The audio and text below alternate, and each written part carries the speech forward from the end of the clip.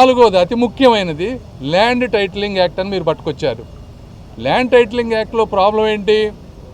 Land titling యాక్ట్లో ఏం తీసుకొచ్చారంటే local civil కోర్ట్స్లో ఎక్కడన్నా ల్యాండ్ మీద డిస్ప్యూట్ ఉంటే సివిల్ కోర్ట్స్ని అన్నింటినీ బైపాస్ చేస్తూ లోకల్ ఎంఆర్ఓ ఆఫీసుల్లోనే న్యాయం జరుగుతుంది, మీకు అక్కడే మీ కోర్టు కేసులన్నీ తేల్చుకోవాలనే విధంగా మీరు తీసుకొచ్చారు.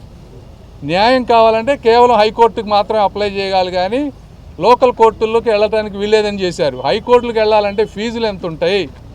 అదేవిధంగా మీరు లోకల్ అధికారులకి పవర్స్ ఇస్తే రేపు మీ మంత్రులు ఎమ్మెల్యేలు వెళ్ళి ఆ అధికారులని కనుక భయాందోళనకు పెట్టి వాళ్ళని ప్రెషర్ చేసి మీకు ఇష్టమైన వాళ్ళకి మీకు ఇష్టం వచ్చిన విధంగా డాక్యుమెంట్స్ చేస్తే ఎన్ఆర్ఐల్ని అందరిని ఇబ్బంది పెడతారని చెప్పి జనంలో భయాందోళనలు వచ్చినాయి. అది చేశారు మీరు. అందులో ల్యాండ్ టైటిలింగ్ యాక్ట్ ఇంకోటి ఏం చేశారు?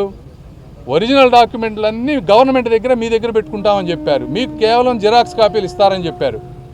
ఒరిజినల్ డాక్యుమెంట్లన్నీ మీరు ఎక్కడో పెట్టుకొని ఆ సర్వర్లో వాటిలో అంతా మ్యానిపులేట్ చేస్తే పేదవాడు పోయి ఎక్కడ పోయి మాట్లాడుకోవాలి?